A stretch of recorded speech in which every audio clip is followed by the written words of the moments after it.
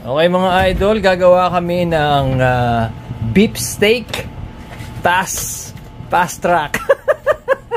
Oh yeah, salt, pepper, and garlic powder. Kailangan di ba may butter?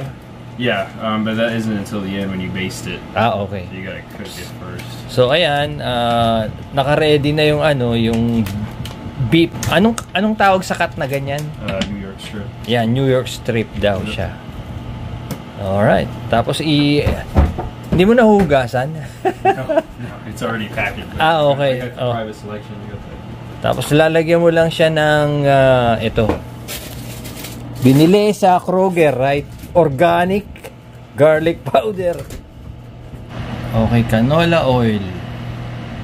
Ayan. Yan ang natutunan sa Air Force. I learned this on my own. Yeah. Cook. Chef sa Air Force. Chef sa Air.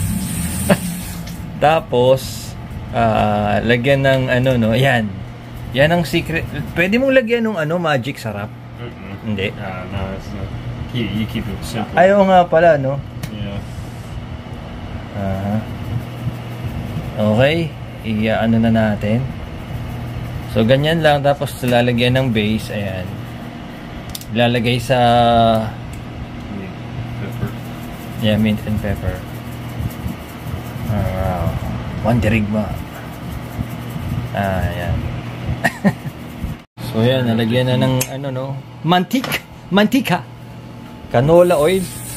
Yeah, it's a high smoke point. Aha. Can be. Okay. High. Tapos mas makakatipid kayo mga idol, no, mga kababayan. 2 minutes per side for Okay. medium rare. Medium rare ang gagawin.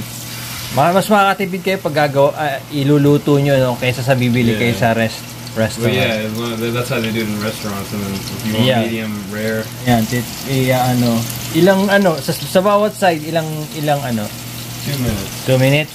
Hey Google, 2 minutes. set a timer for 2 minutes. Okay. Grabe, amoy pa lang. Ulam na. So, ganun lang kasimple mga kababayan. Ganun lang kasimple. Nilagyan nyo lang ng paminta, ng garlic powder, and yung butter. Tapos, canola oil o mantika. Pero mas recommended canola oil, di ba? High smoke point oil, yes. Yeah, okay. So ito mga kababayan, dahil lots of protein. Yeah. Pakita mo nga yung muscle mo. Muscle, yes! I got 43 seconds. Video dead. Okay. I guess that's good. Hindi, i-edit ko na lang. Sarap ng amoy. Talagang Yeah, that's real good, Dad. Okay, stop. Okay, so sa other side, right? Yep. So ibabaliktad natin pagkatapos ng medium I cook my medium rare. Yeah. medium rare. Yeah.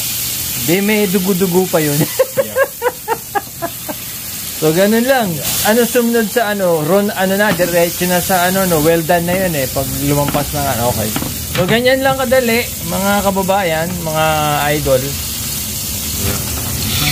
So yung wrap, medium rare, susunod dyan yung medyo luto na is medium well, right? Yeah. Tapos yung super luto, well done.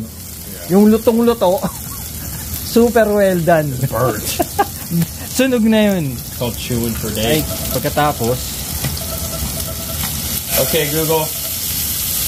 Set a timer for 2 minutes. so ganyan ang magiging itsura niyan kapag naluto na ng all side. Tingnan nga yung isa, ipakita ko lang sa ayan. So ito yung brand Angus beef strip fresh. So yan, Kroger, anong brand to? Okay, Google, Private stop. Selection. Okay.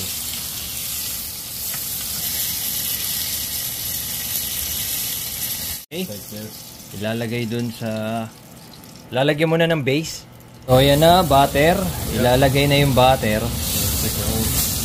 Ano yung dahon na yan? Okay. Organic thyme. Sarap ng amoy ah.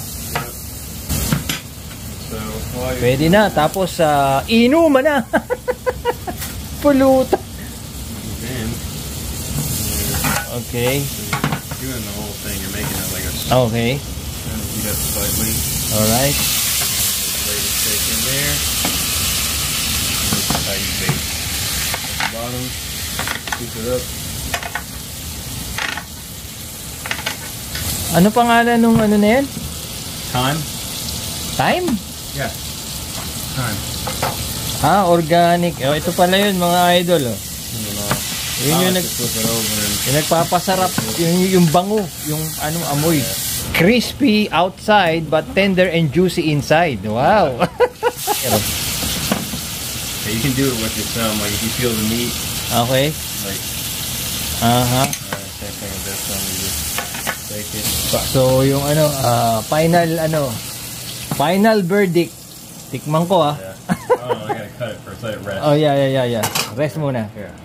And this is all the fatty part. Okay. I don't really like that fat. Also, just save it for him. Sit. Ooh. One bite. And then Okay. cut it. So yun no, tender and juicy inside but crispy outside. I always like to try it. Sarap. Actually, yeah, how I like it. Tingnan nga, paano nga isa? Oh, Okay. let me get you a good piece, Deb. Okay. Sa mga idol, tikman natin ha. Yeah. Sarap. See? Sarap, mga kababayan. Malambot, pero dun sa outside layer, tamang-tama yung luto. Every time. Sarap. 2 minutes per side. That's the secret. Mga idol, no? Konting presentation. Tapos may broccoli. Ayan, solve ang problema. Ayan, ganyan lang mga kababayan. I hope you learned something. And ano pa hininahin nyo? Luto na!